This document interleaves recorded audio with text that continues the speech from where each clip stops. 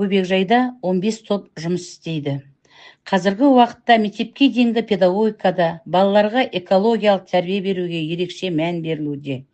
Экологиялық тәрбие бөбекжайдан бастау қажет екен басшылыққа ала отырып, барлық топта экологиялық дамытушы бұрыш жасақталған.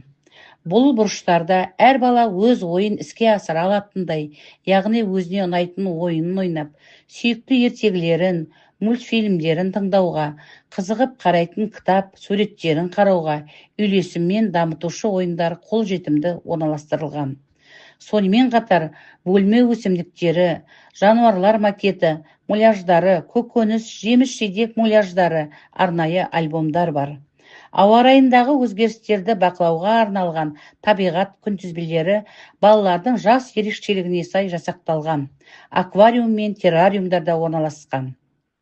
Қоршаған әлемнің заңдылықтары мен құбылыстарын танудың тиімді әдістерінің бірі эксперимент әдісі болғандықтан, бұл үшін де экологиялық бұрышты заттық дамытушы орта, яғни эксперимент жасау орталығы жасақталған.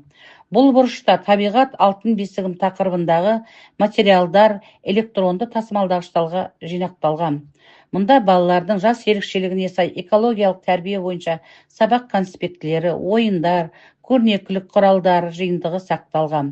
Тағыда табиғат алтын діңгегім тақырыбында кітаптар, яғни өлеңдер, ертегілер, әңгімелер жинақталған және қабырғада олардың QR коды ілінген.